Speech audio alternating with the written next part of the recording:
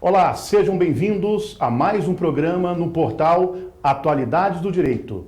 E hoje vamos bater um papo sobre direito ambiental com a professora Patrícia Iglesias. Professora Patrícia, que é professora da Universidade de São Paulo, a USP, é mestre, doutora e livre docente em Direito, e vamos discutir uma das temáticas mais importantes do direito ambiental. Qual temática é essa? A Política Nacional de Resíduos Sólidos, a Lei 12.305 de 2010. Então a gente vai fazer uma passagem aqui pelos principais pontos da Política Nacional de Resíduos Sólidos. Vamos discutir o que é ecoeficiência, logística reversa, entre outros instrumentos dessa importante lei. Então, professora Patrícia, seja bem-vinda ao portal Atualidades do Direito. Professora Patrícia também, que é vice-presidente do Instituto O Direito por um Planeta Verde, é uma referência em nosso país no direito ambiental. Seja bem-vinda ao portal Atualidades. Professora, é uma alegria recebê-la no nosso programa.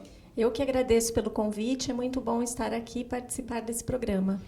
Professora, para a gente iniciar o nosso bate-papo, qual é a importância da Lei da Política Nacional de Resíduos Sólidos? Bom, essa lei é fundamental num contexto como o contexto atual, em que nós temos uma produção muito grande e talvez uma falta de cuidado com os resíduos desses produtos ou mesmo com os produtos pós-utilizados. Eu diria que o Brasil está até atrasado nesse sentido, porque no contexto europeu esse tema vem sendo trabalhado desde os anos 70. E no nosso caso, a nossa lei é de 2010, é muito recente. E ela passou 20 anos no Congresso Nacional, né, professora? Por que essa dificuldade da gente implementar uma política para os resíduos?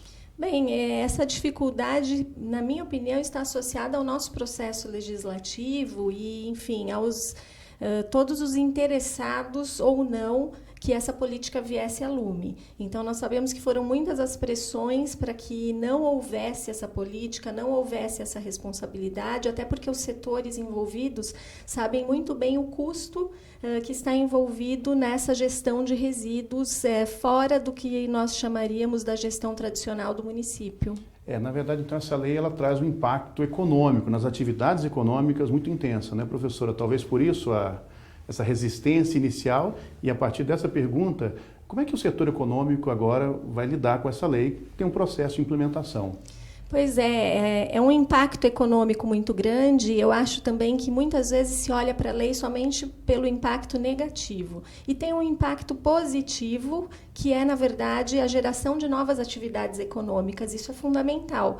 Então, nós temos novos setores se movimentando, fabricantes que se movimentam para criar modelos de gestão, gestoras, né, de resíduos. Então, tudo isso acaba sendo muito interessante em termos de fomento de atividade econômica no Brasil. Agora, sem dúvida, esses setores econômicos terão muito trabalho para implementar o que está previsto na lei, uma vez que ela trabalha diretamente com essa ideia nova da responsabilidade compartilhada.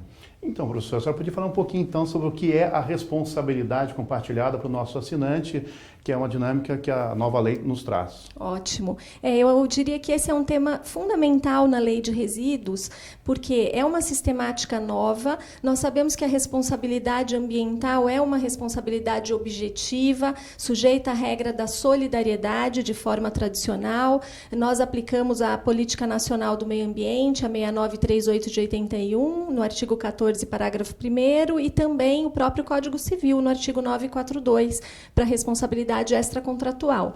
Entretanto, essa lei traz uma sistemática nova. Ao tratar da responsabilidade compartilhada, impõe uma regra de responsabilidade individualizada e encadeada.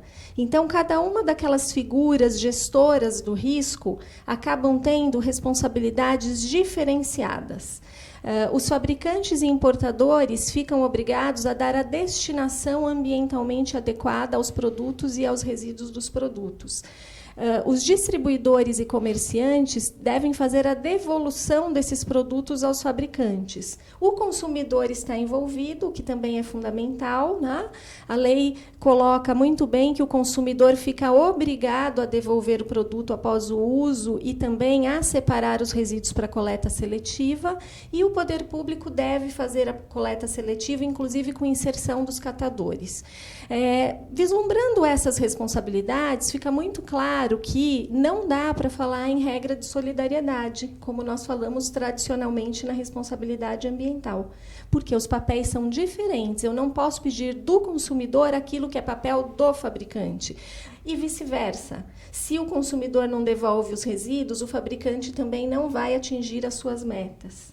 Então, a sistemática da responsabilidade compartilhada ela é muito interessante. E só para ilustrar, nós seguimos o modelo das diretivas europeias, mas, nesse ponto, nós saímos da regra geral. Por quê? No contexto europeu, se fala numa responsabilidade estendida ou alargada do fabricante. Ela é uma responsabilidade do fabricante.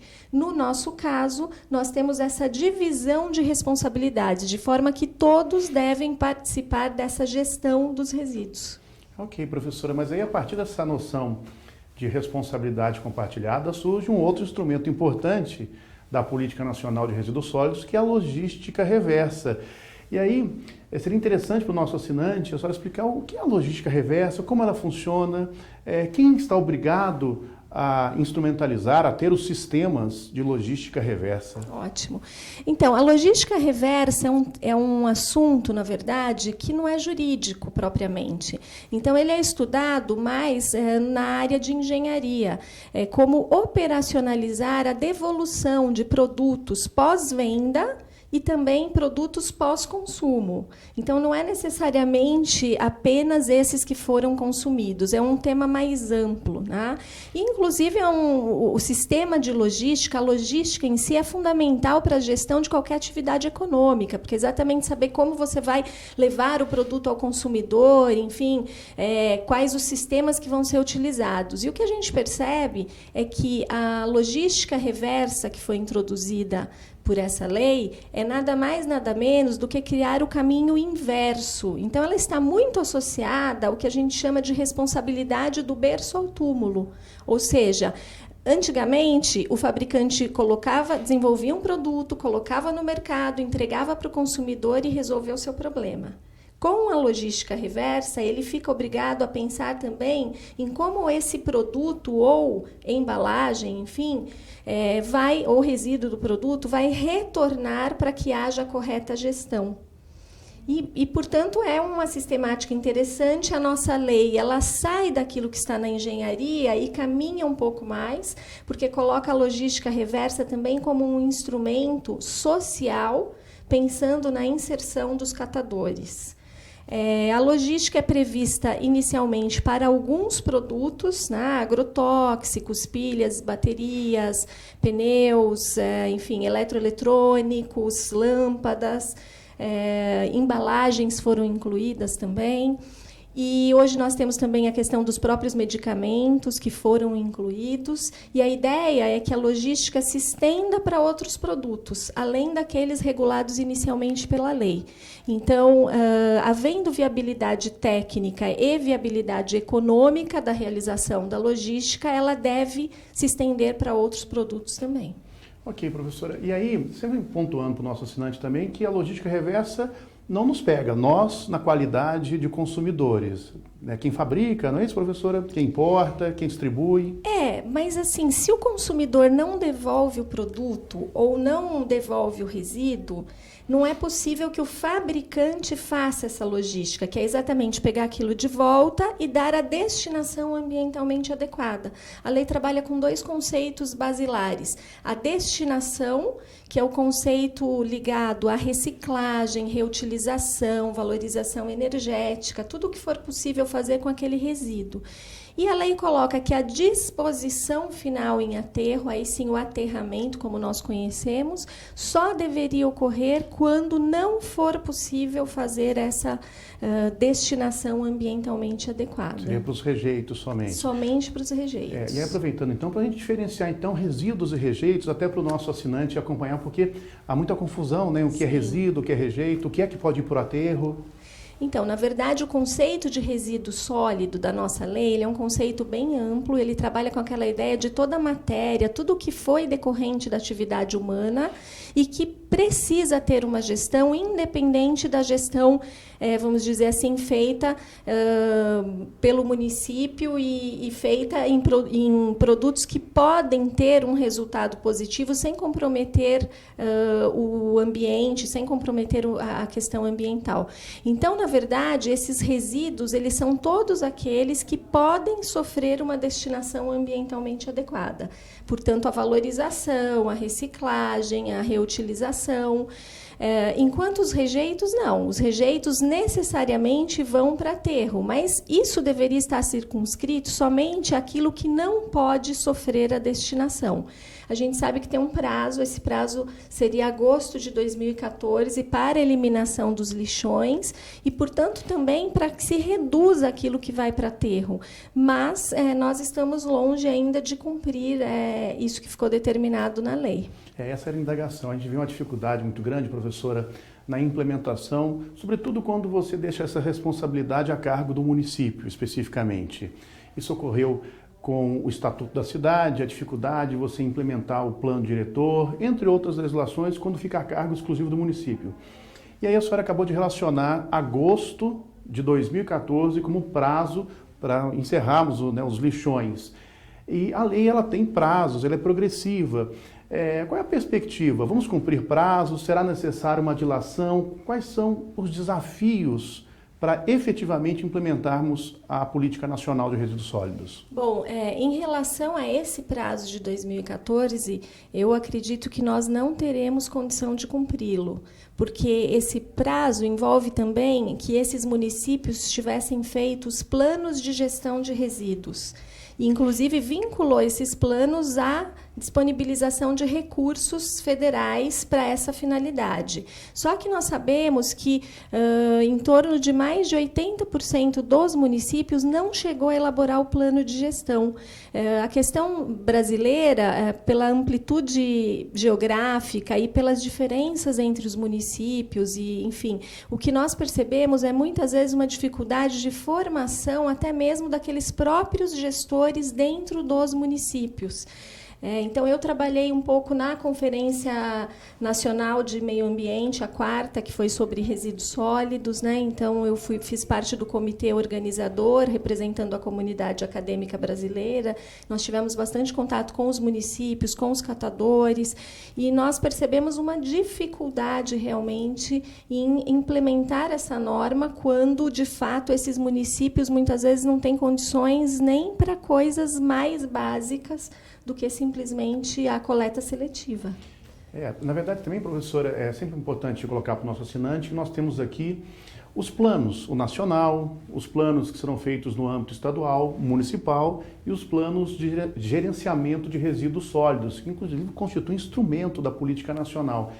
E está essa dificuldade, como a professora Patrícia está relacionando aqui, dos municípios nessa implementação.